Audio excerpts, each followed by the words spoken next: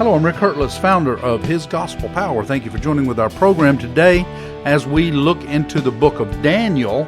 And now I don't know if we're even going to start off with Daniel. In fact, we may not even get to Daniel. I don't know. We'll just have to see how it all plays out today.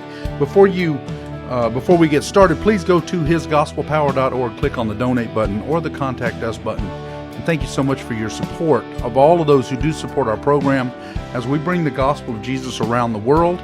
As we speak of things that some people don't want to speak about. We speak about politics on this program. We speak about how you are to live for Christ in these last days. Should politics be a part of the church? And the answer is yes. The politics has been in the Bible, throughout the Bible, from Genesis to Revelation, but it has been kicked out for sure in the West. It has been kicked out. It's been told in America. It's been told that we should not be speaking about politics. I got in an argument with someone the other day about that we should not be in politics. That he said that I shouldn't be speaking about politics. I should only be speaking about the Bible. Well, unfortunately, we've already looked at the book of Daniel. We've been doing this study for quite some time, and they talked about Shadrach, Meshach, and Abednego. Daniel, talking about politics the whole book. Just about almost every chapter, we're looking at the politics of whether, and the politics then was that because they were Bible-believing Jews, that they should not be praying. They had to pray to someone else, and that was a law. That was a decree. And so those things have been going throughout the book of Daniel and, of course, throughout the Bible. I mean, my memory will only allow me to say a few of them, but Noah was brought out of the wrath of God, so he wasn't really politics. His was spiritual. Lot, it was a spiritual thing because of the degradation of the society. But what about King David as he was running from Saul? What about Shadrach, Meshach, and Abednego, and Daniel, and of course Nehemiah? Nehemiah building the wall of Jerusalem was very political. And then you've got Paul, who lost his head. Basically, he was speaking the gospel even though he was told he shouldn't, or he better not. Peter, all of the apostles, and then Jesus Christ himself. He was very political. In fact, most of his politics had to do with the Sanhedrin. But it was still politics nevertheless. That was the government of the Jewish people, was the Sanhedrin. And so Jesus came against them. So all of those things, politics is very much supposed to be part of the church. And without being a little bit political or quite a bit political, there is no way that we as pastors can warn our congregations about things that are happening. Around the world, it's very political. The churches are being told in China that they cannot worship God, or they're going to be imprisoned or put to death. And if you want to talk, you know what? If you want to just take a second, we're being told the same thing now. Now, we've been told it's because of the coronavirus. People are trying to be smart about this. Okay, that's a good thing, I suppose. But we're also people of faith. And the fact that we still want to congregate together and believe God's going to take care of us is laughed at. And so we are now crazy because we still believe that God will take care of us. Well, that makes us very political. It makes us political because we do not believe in homosexuality. Even though it's really a spiritual issue, it's called political. We are political because we do not believe in abortion. Well, that's a spiritual issue as well, but it's also political.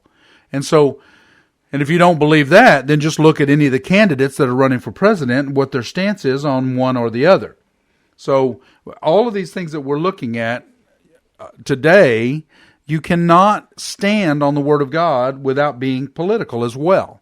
And so that's a huge part of what we are looking at as we are talking. And as we're looking at the world today, from the coronavirus standpoint, for example, there are so many things going on. Just think about this. Antichrist has been wanting to bring us to this point for 2,000 years. And really, it could be said for 6,000 years since the beginning of creation.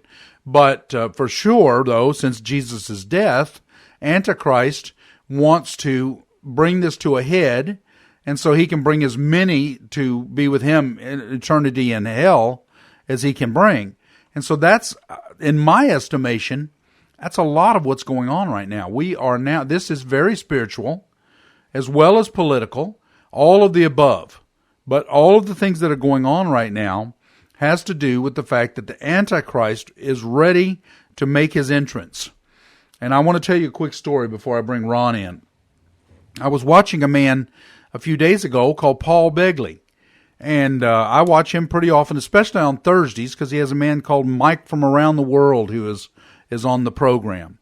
Well, Paul Begley started talking about the Antichrist and the fact that there was some high-up officials that said it is time that we usher in the one world government with the one world leader.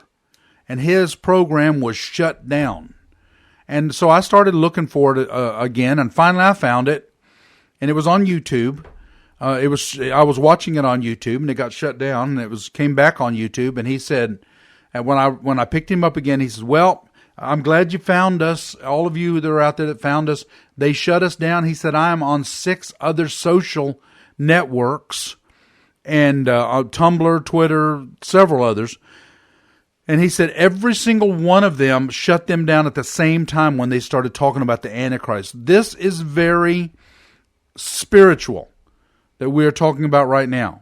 And so that's what's going on in the world. All of this, there is no coincidence here. There's no coincidence that all of these things are happening. These are the last days, and we're beginning to see all of these things happen. Ron Stoidel. Since we're on the topic of what's going on in the world, specifically with what the government is instituting, we really need to look at who's defying the government. And I know recently, over the last week and a half, we're starting to see a lot of pastors and churches and religious organizations wanting to defy the government and use the Bible as their backing. Now, if we look at it specifically what they're doing and what they're defying, to me, really the government is doing the right thing. They're putting in place these standards for the safety of the public that doesn't by any means hinder the spreading of the gospel. And to me, and I've read a bunch of scriptures recently over submitting to the authorities that God puts in place, and those that are being rebellious to authority that is not acting immorally, they're really acting for the safety of the public, and how we as Christians should respond, and what these religious leaders are really the bad example they're setting.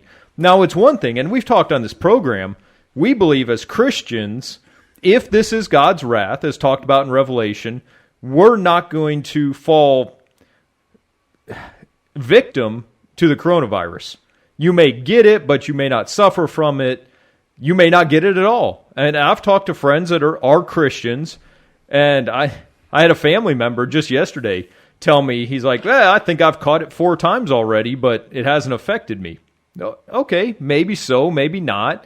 But he's standing on the belief that we do, that if this is God's wrath, then we won't suffer from it. Well, where the problem comes in is where people want to start tempting God. They want to start disobeying the principles of the Bible and really taking themselves out of the protection of what God says he has for us. And really, the one thing I got 2 passages really talking about submitting to authority that God has put in place, and then the results of disobeying what God said we need to do. And the first one is Romans 13, 1 through 7.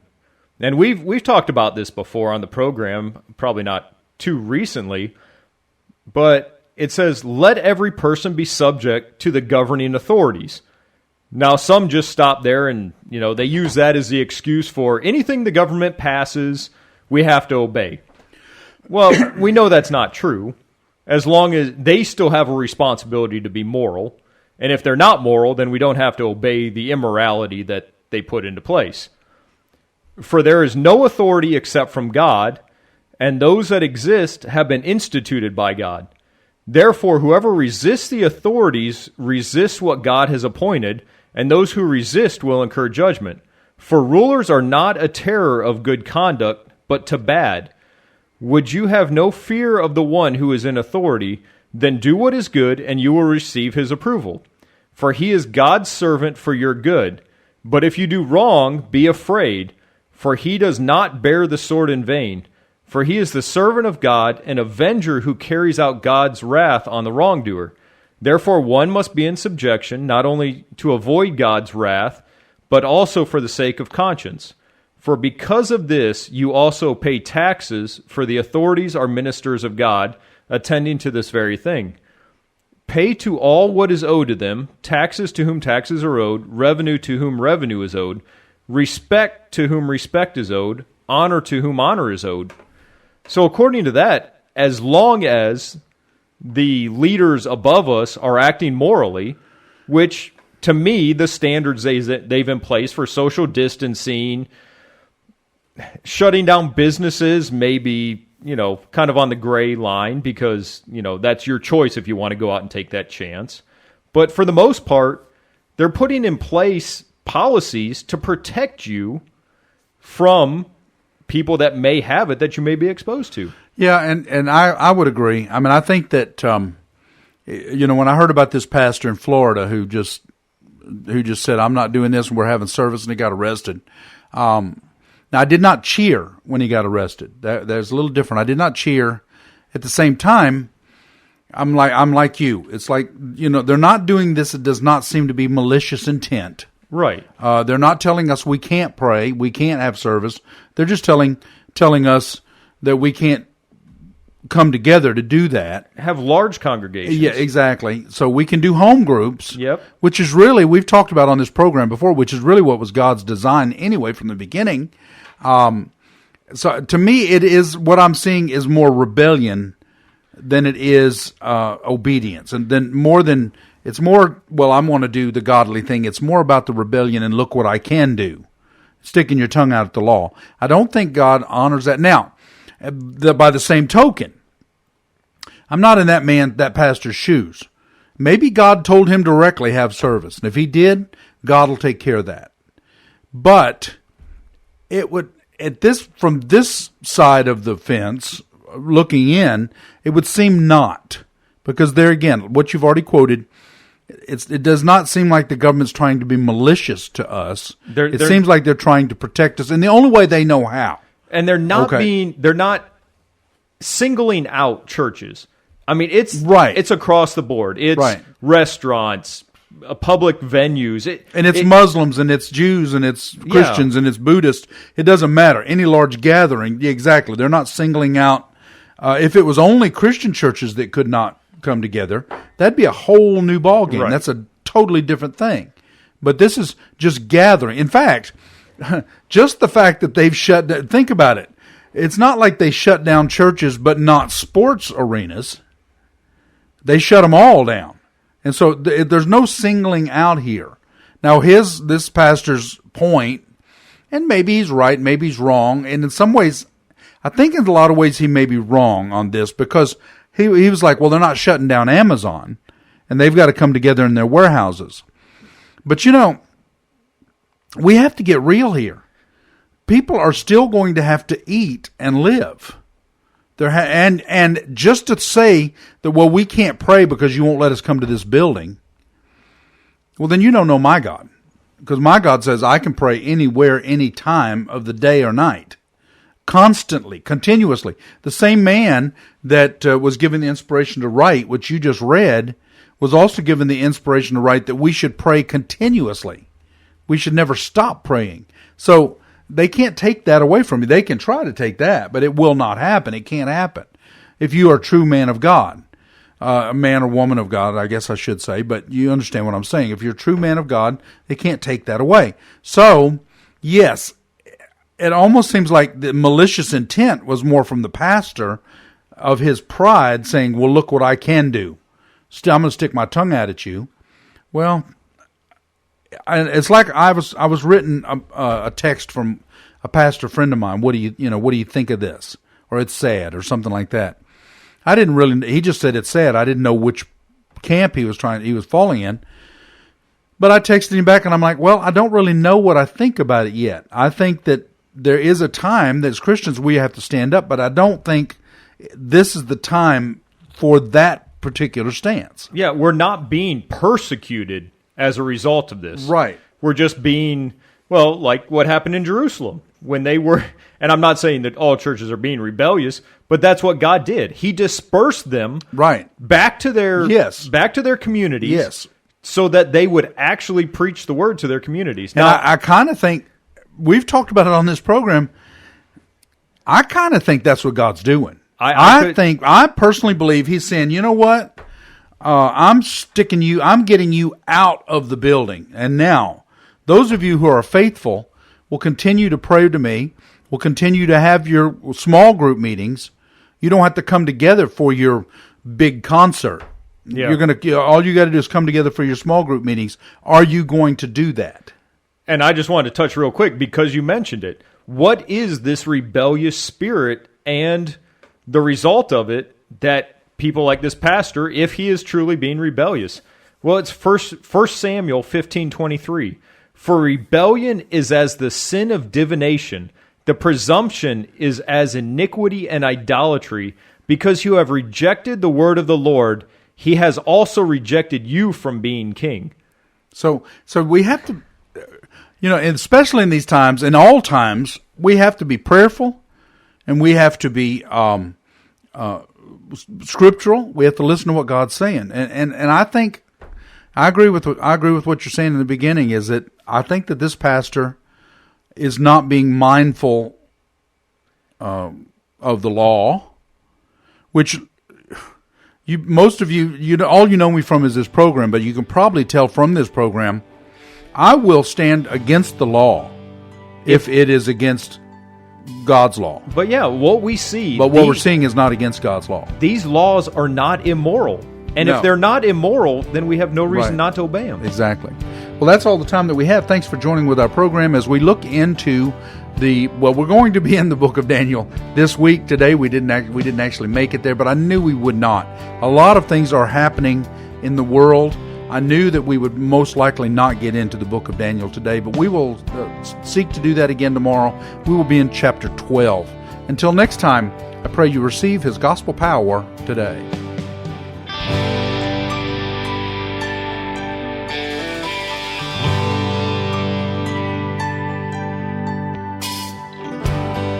He died for you. He died for me.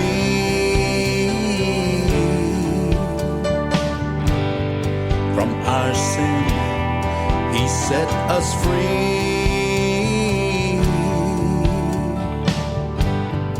He loved us so, his life he gave. So if we ask, we can be saved. He's calling you, he's calling you.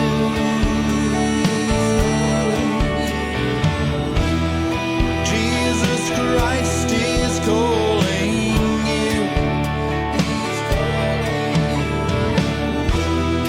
If he's touched your heart and soul, let Jesus make you whole.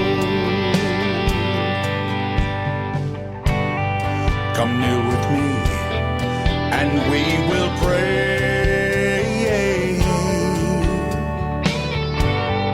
that all your sin be washed away.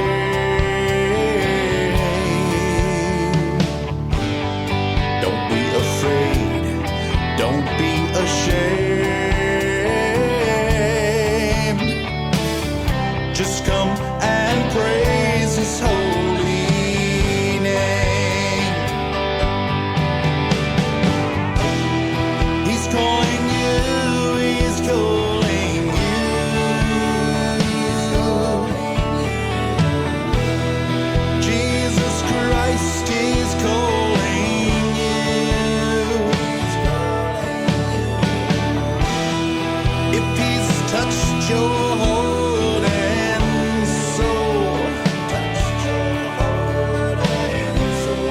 Come let Jesus make you